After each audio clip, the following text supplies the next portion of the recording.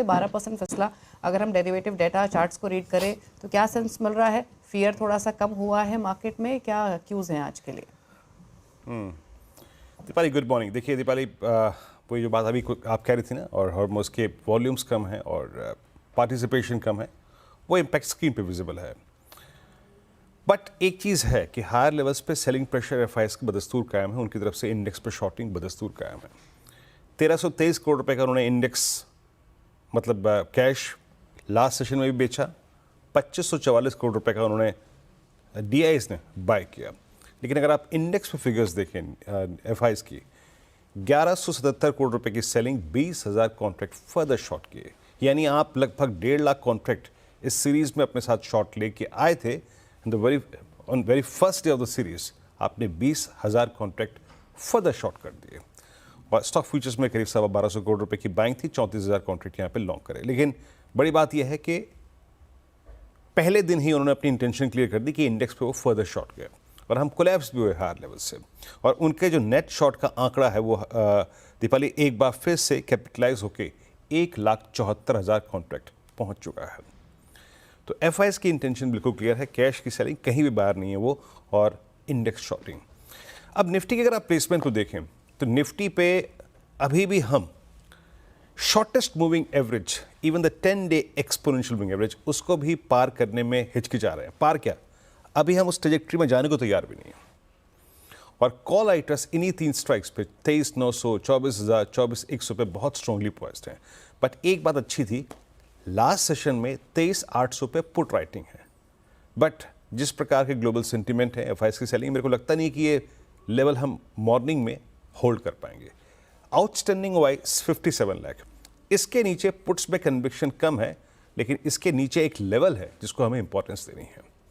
Pyramids में एक clearly visible है कि शायद लैक ऑफ वॉल्यूम और लैक ऑफ पार्टिसिपेशन को ऑप्शन राइटर्स ने ग्रैब कर रखा है। वो अभी भी मान के चल रहे हैं कि निफ्टी एक ट्रेजेक्टरी में रहेगा। लुक एट 23800 पुट ऑप्शन, इस पुट पे और 23,900 की कॉल राइटिंग, ये इंडिकेट कर रही है कि इंडेक्स इस रेंज में एक सब्सटेंशियल टाइम स्पेंड करेगा।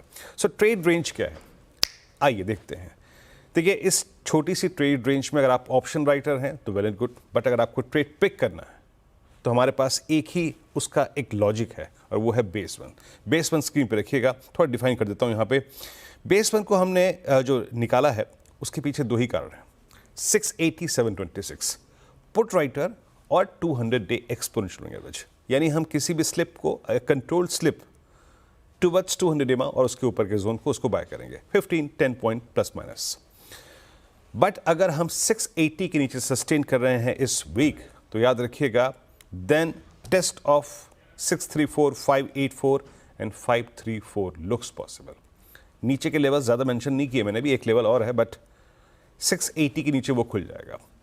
जो ट्रेड्स आप बेस वन के ऊपर पिक करें थोड़े रिस्क के साथ, उनको अभी भी चेक करना है आपके RS1 के आसपास। और वो जोन क्या है, वो जोन है, ये माफ़ कीजिएगा, 23,864 है, वो एक 8 एक्स्ट्रा लग गया है, 23,864 और 10 डेमा की ट्रेजेक्टरी 968।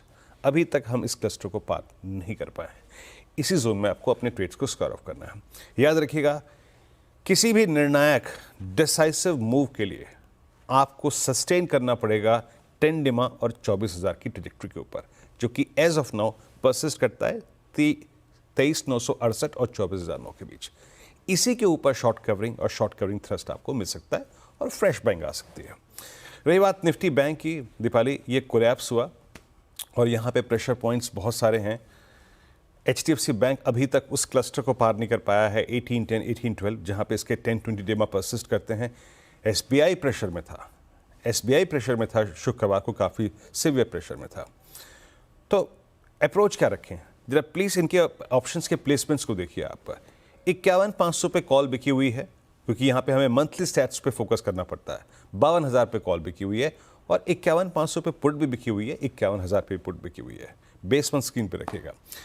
एक चीज़ याद रखिएगा, निफ्टी बैंक जिस प्रकार का प्रेशर दिखा रहा है, एक पॉसिबिलिटी हो सकती है कि ये भी अपने 200 डेमा टेस्ट करेगा, लेकिन उसके लिए हम प्रीएम्प्ट नहीं करेंगे। Base one till the time we have base one 51,128 और 59,10, हम इस ट्रेजेक्टरी के ऊपर के डिप को बाय करेंगे। हाँ, अगर 9-10 के नीचे सस्टेन कर रहे हैं इस वीक हम, तो 593 और 400 की ट्रेजेक्ट्री खुल जाएगी, जहां पर इसका 200 डे एक्सपोनेंशियल एवरेज प्लेस्ड है। बेस 1 के ऊपर जो हम डिप को बाय करें उसको किसी भी सर्कमस्टेंसेस में RS1 के आसपास निपटा लें। अब RS1 क्या है, जाइएगा वीकली चार्ट्स रीड कीजिएगा, that's 10 and 20 week exponential average.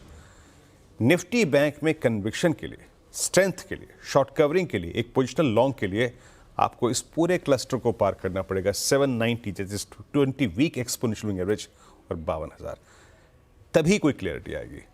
Deepali. तो वीरेंद्र ने यहाँ पर आपको प्रिसाइज लेवल बताए हैं कि किस तरीके की मूवमेंट एक्सपेक्टेड है। रेंज बाउंड कारोबार ही हो सकता है क्योंकि एफआईज इंडेक्स लेवल हो या कैश लेवल हो, दोनों ही फ्रंट पे सेलर हैं। और जैसे निफ्टी लेवल्स की वीरेंद्र ने बात की, 23,680 एक इंपॉर्टेंट बेस है और ऊपर की तरफ 23,864 ये एक इंपॉर्टेंट रेजिस्टेंस है। इसको पार करेगा, 24,000 के ऊपर टिकेगा तो ही नई तेजी निफ्टी लेवल पे देखने को मिलेगी। सिमिलरली बैंक निफ्टी को देखेंगे तो 50,910 से लेकर 51,128 एक इंपॉर्टेंट बेस बैंक निफ्टी के लिए रहेगा। और ऊपर की तरफ भी जो लेवल्स हैं वो वीरेंद्र ने काफ़ी प्रिसाइसली एक्सप्लेन किए। तो अकॉर्डिंगली अगर आप इंडेक्स पर ट्रेड लें तो इन लेवल्स को ज़रूर ध्यान में रखें। होप करते हैं कि आपने ये लेवल्स नोट कर लिए होंगे। लेकिन चलिए